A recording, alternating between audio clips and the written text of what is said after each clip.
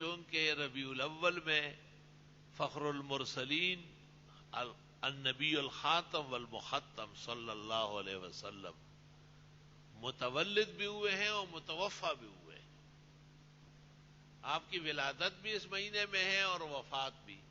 شرعاً ولادت باعث تشکر ہے اور وفات منانا یا اس کے رسوم بجا لانا اور اسے طول دینا پسند نہیں کیا گیا ہے.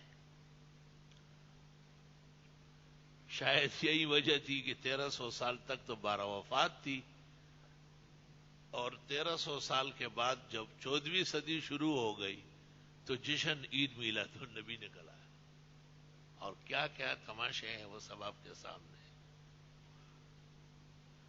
اس وقت 2-3 باتیں عرض کرنی ہے.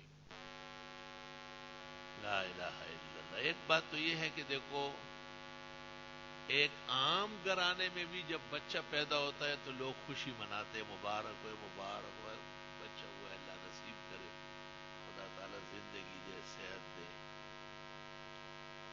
پھر جتنے بڑے اور ذمہ دار کے ہاں بچے پیدا ہوتے ہیں اتنے ہی زیادہ منصب اور ذمہ سمجھا جاتا ہے.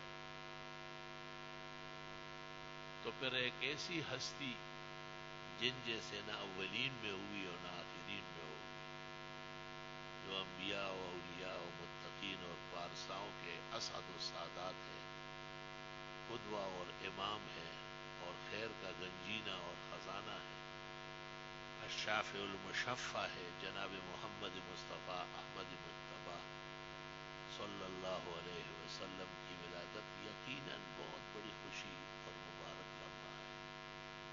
امتوں کے لیے اندھیرے چھٹ گئے، روشنی آ گئی. اللہ اکبر. فرق صرف اتنا ہے کہ آیا میلاد کے عنوان سے یا پیغمبر کی سیرت و صورت کے عنوان سے منانا ہے یا اپنے آپ کو اس کے مطابق بنانا ہے. بس یہ فرق. کچھ لوگوں نے منانے کو اصل سمجھ لیا.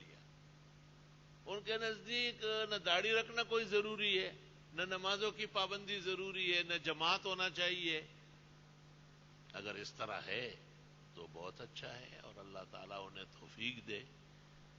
لیکن ہم تو یہ سمجھتے ہیں کہ نہیں، وہ منانے کو ہی اصل سمجھے ہوئے، جبکہ پیغمبر منانے کے لیے نہیں بلکہ امتوں کو ان کے مطابق اپنے آپ کو بنانے کے لیے اللہ تعالیٰ نے رسول و نبی کو بھیجا ہے. اختلاف جشنوں کا، اختلاف و کمکموں کا، ان چراغاں کا نہیں ہے. اختلاف یہ ہے کہ منانا ہے یا اپنے آپ کو اس کے مطابق بنانا ہے. مزید اسی طرح کی دینی و علمی اور معلوماتی ویڈیوز کے لیے ہمارے چینل کو سبسکرائب کریں اور بیل آئیکن کو پریس کر دیں تاکہ ہماری نئی آنے والی نوٹیفیکیشن آپ کو سب سے پہلے مل جائے. جزاک اللہ.